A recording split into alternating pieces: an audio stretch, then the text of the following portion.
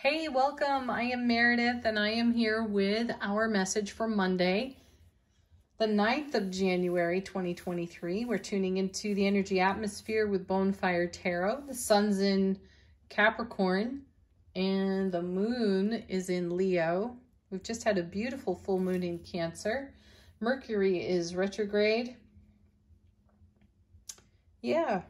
All right, let's go. Let's see what's going on in the world according to tarot. Our first card is, ooh, the Hermit. I like this. You know, I was feeling from the multitude of readings done recently with the repetitive message of celebrating our fulfillment, living happily on our foundations. I was feeling a change in the cards, and here it is, because here's the Hermit. And his core message is a quest beckons. So he holds aloft his lantern and shines a light into, or onto, perhaps, the path not yet taken that we are about to embark upon. This card feels like adventure to me. So while we are all bolstered by renewed, refreshed, fulfilling energy that we've gotten out of these messages for weeks now, we have a willingness to embrace adventure on offer to us. And I feel specifically that adventure is showing itself in our creative nature. So however we are inspired creatively feels adventurous to us at this time, and it is wise for us to spend our energy there. Let's see what's next.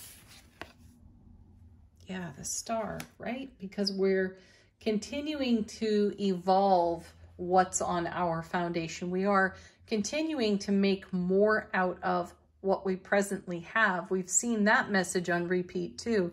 The 2s and 3s have shown us that plenty. We've also seen a lot of the aces in recent weeks too. So we've been provided with divine and cosmic gift of intuition and inspiration and resource. We've been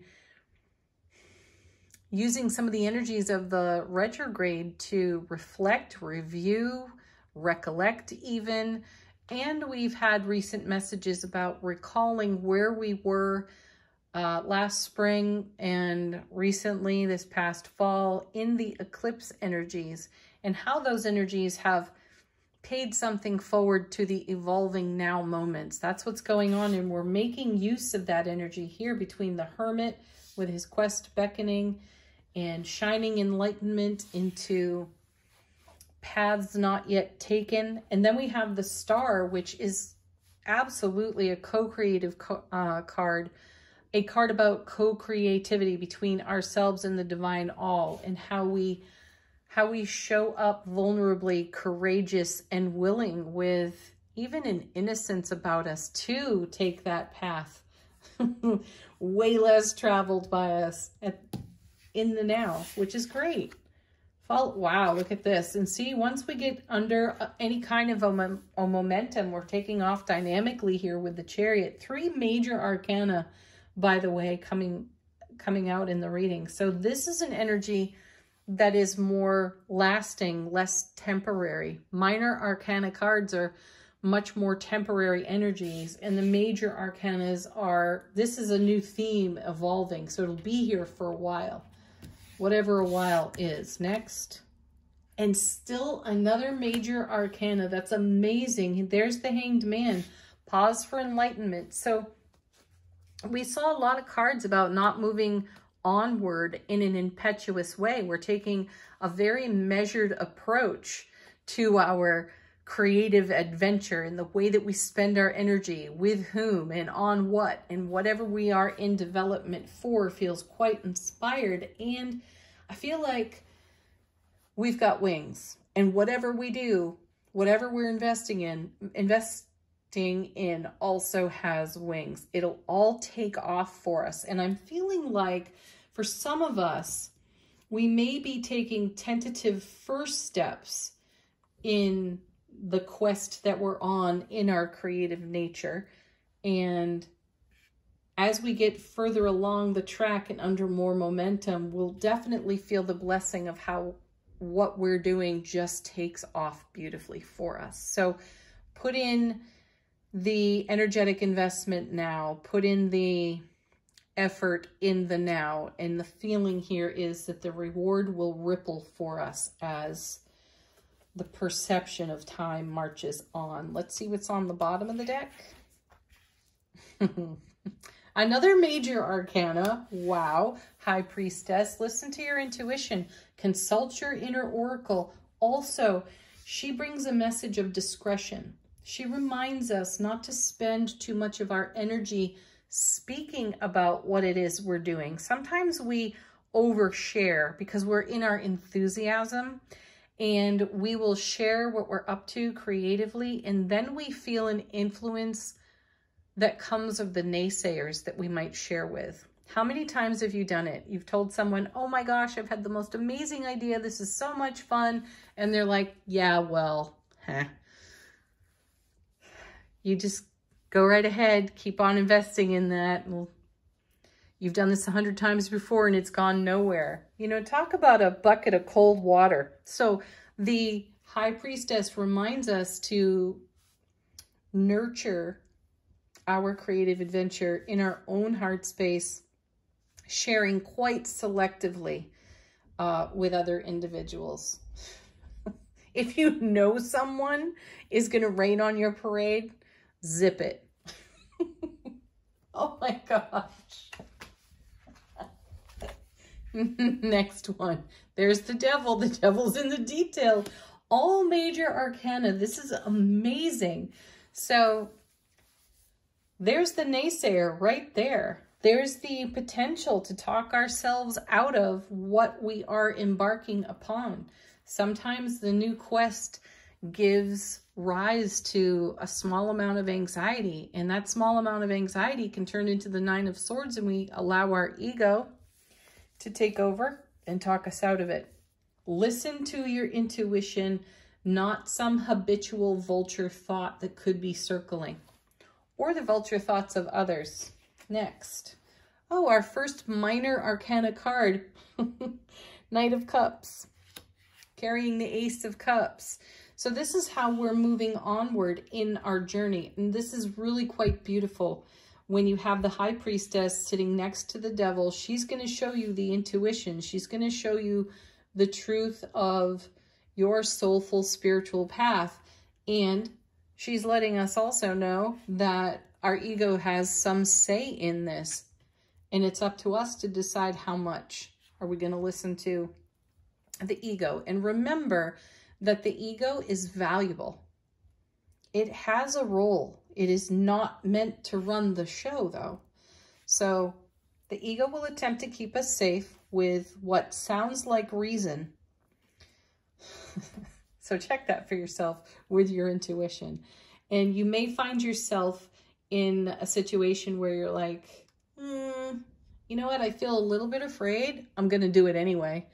And that's rising above right there. And that's hopping on your Knight of Cups horse and embracing yourself emotionally, nurturing yourself emotionally, and bringing your love, bliss, joy, happiness, courageous vulnerability on the go with you in the chariot. And that may be the pause for enlightenment that we take when we have this moment happen, because we've all had the High Priestess and the devil moments arise simultaneously in the experiences, situations, and circumstances of our lives, and we've had to debate this with ourselves.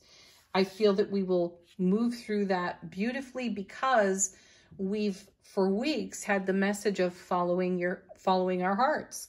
Listen to our heart. Over and over, I've had to say it from the cards. Get back in your heart space. If you find yourself in a debate between your intuition and your ego, go to your heart space. Follow your heart. And then, nice, beautiful, beautiful. There's the King of Swords. Excuse me. Decisiveness, decision-making, making decisions through the heart space. And as I have said for weeks, as the King and the Queen of Swords have shown up repeatedly in readings, they do have the reputation for being cold. They're not at all. They're very heart-centered, grounded right into their heart space. Sometimes, though, they have to make the tough choices and tough decisions, which kind of gives the illusion that they're cold or that they're unfeeling, because you can't please everyone all of the time, and they know it. So this is be decisive, be discerning, and do that through your intuitive, heart-centered awareness. And then anything that you are confronted with in the Devil's card to challenge that will set you into self-mastery for being grounded and heart-centered, so that you can go onward in this quest, this adventure of celebrating your creative self. Whoa. Okay. You know, and I did say show up courageously in your vulnerability, and the next card on the bottom of the deck is the Strength card. It's all about that. Follow your heart. Underneath that, the Emperor. Tons of major arcana energy here. Aries, fire. Get into your fire and stay there. That's how you go forward in this dynamic arrangement of energies. Let's go to Angel Answers. Ask a question if you have one of this deck.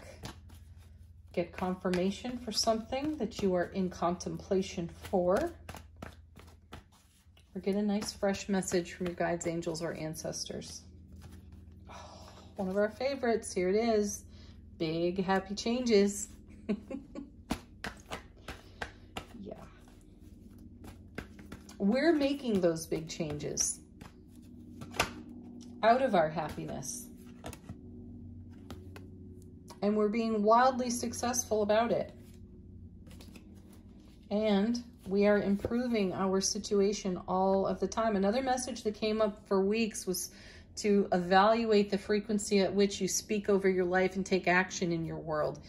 And anything that felt less than ideal, we were on it to upgrade it.